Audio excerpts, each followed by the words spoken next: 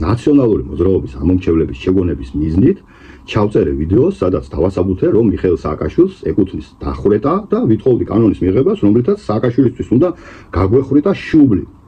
ამას ახლა რა რეაქციები მოყვებოდა კომენტარების გარეშე დავტოვებ, ხო? უკომენტაროთ. ანუ პირველი მცდელობა იყო შოკური თერაპია.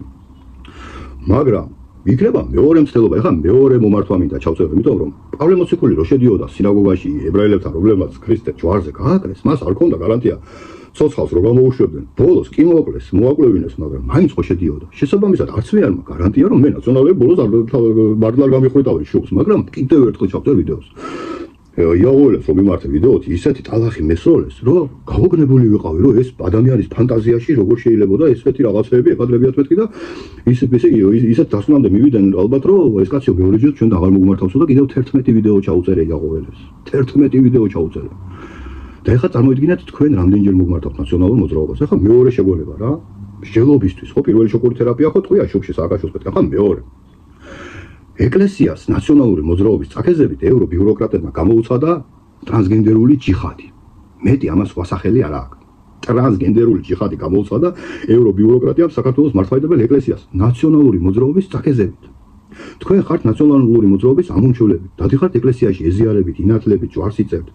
გარდაცვალების დროს პანაშვიდებს ახდენებთ, ანუ ეკლესიასთან ვერ წყვიტავთ კონტაქტს და თქვენს ეკლესიას გამოუცხადა ჯიხადი ევრობიუროკრატიამ თქვენი პარტიული ლიდერების წაქეზებით. რაც არ უნდა გაბრაზებული იყო, რა კურსით მიდის საქართველოს პოლიტიკა ხო, რაც არ უნდა გაბრაზებული იყო ქართულ ოცნებაზე. უფალს ებზვის ევრობიუროკრატია, რატო არ აღშფოთთი? შენ შეიძლება თქვა რომ ეს მე არ მომწონს ეს არ მომწონს ქართული ოცნების, მაგრამ ეკლესიას მოეხებითო არ უნდა თქვა. ხმას რომ არ იღებთ, აი ამ დუმილისთვის აუცილებლად მიიღებთ საკადრის პასუხს და დაილოცა უფლის სამართალი. უბრალოდ ჩემი ვალდებულებაა რომ შეგახსენოთ და როდესაც გახსენებთ არგუმენტებით თქვენს პასუხისმგებლობას, ჯერჯერობით ამ შოკური თერაპიით რაიმე შედეგზე ვერ გავედი, მაგრამ უფალია გულთამხილველი და მე ველოდები რას იზამს უფალი და წერტილი. ამ საკითხთან დაკავშირებით, ამით დაგემშვიდობებით, არ მინდა სიტყვა გამიგზელდეს, ამ საკითხთან დაკავშირებით გამოვიდა მამა ანდრია ჯაღმაიძე კვირას 8 საათიან გადაცემაში და ამხილა თუ არ ვთქვი ბელგიის ელჩი. რა გააკეთოს მეტი ამ პატარა ქვეყანა 400 მილიონი ევროპელის ამ საცოდავი ხალხის არჩეულებმა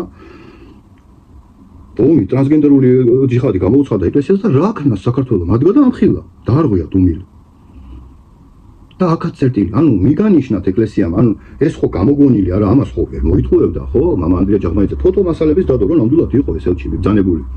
საკმაოდ შემადგენლობითი იყო ხო მისული საპატრიარქოში და გაეცა პასუხი ქორ ეპისკოპოსისაგან. ესე იგი მეტი რა გააკეთო საქართველოს. ეს ერთის მხრივ კიდევ დასაფიქრებლად განჯისათვის. მეორე მხარეა რომ ჩვენ კიდევ უფრო მეტი გვინდა, ამიტომ ასე გავიზარდეთ ილია მეორეს. ესე იგი მზრუნველობის ქვეშ ჩვენ გავიზარდეთ ისე რომ ჩვენ უკვე უყურებთ არა რაღაცა ერთ კონკრეტულ საკითხს, არამედ ხედავთ უკვე აპოკალიფსის მთლიან პროცესს და ვითხოვთ ეკლესიისგან რომ 99 აღვირით რომ მოდის ანტიქრისტე, ხო, თავისი ხეცებით ყველას მხილება გვინდა, არა კონკრეტული ერთის. მაგრამ ეს ჩვენი მამაშვილური დიალოგია ეკლესიის წიაღში. ეს ჩვენი გეგმა მაქსიმუმია. რაც შეეხება გეგმა მინიმუმს, თქვენ ნაციონალური მოძრაობა ხართ სამ ბამბუქში დაკარგულები. თქვენთან გეგმა მინიმუმზეა ჯერ საუბარი. და ეკლესიის წიაღში გვაქვს გეგმა მაქსიმუმი, რომ მთლიანად 99 აღვირი უნდა ამხილო, იმიტომ რომ ბიბლია არის მათ შორის საწინასწარმეტყველო წმინდა წერილი, რომლის მიხედვითაც გაერო იქნება თუ ევროკავშირი იქნება, რო აფორმებს მემორანდუმებს და კრების ოქმებს და ღებულობს გადაწყვეტილებებს, დაარქმევს თქვა COP27-ს, ან დაუშვათ კიდევ სხვა რაღაცას, რაც არ უნდა დაარქვას, თუ უნდა დაარქვას ტაშტი ჩვენთვის მაინც გადაშლილი წიგნია, იმიტომ რომ ბიბლიის ესე იგი წმინდა მამების მიერ გამარტებული ბიბლიის მიხედვით ჩვენთვის ყველა ეშმაკის საიდუმლო გადაშლილი წიგნია, ჩვენ ამას ვხედავთ. რაც უნდა და რასაც აკეთებთ. ეს ჩვენი სალაპარაკო მამაშვილური დიალოგია, მაგრამ თქვენს შეგონების მეორე ნაწილში იმედი ამტოვებს, რომ რაც არ უნდა გაბრაზებული იყო ხელისუფლებაზე, ან რაც არ უნდა დაშანტაჟებული ყავდა ნაციონალურ მოძრაობას, ხო მისი შავი სიებია და ხო აშინებს მის ამომრჩევლებს, ეს საკე გამოსაკლევი ფაქტია.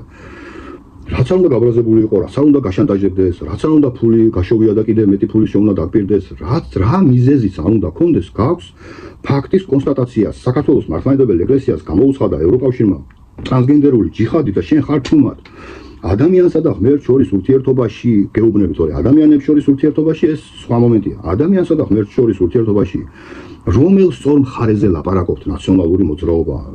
ვერ გავიგე და აი ამ ჩემს სიტყვებში რა არის გაუგებარი?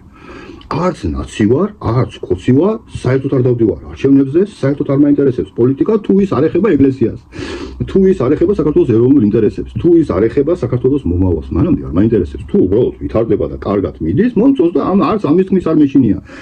თქვენი პრობლემა რაშია, იცი? კარგზე ვერ ამბობთ, რომ კარგია, ცუდზე ვერ ამბობთ, რომ ცუდია. ხართ დაშანტაჟებულები და გამოდით ამ ბურუსიდან, აპოკალიფსია ხალხო, ბოლო ჯამია და წერტილი.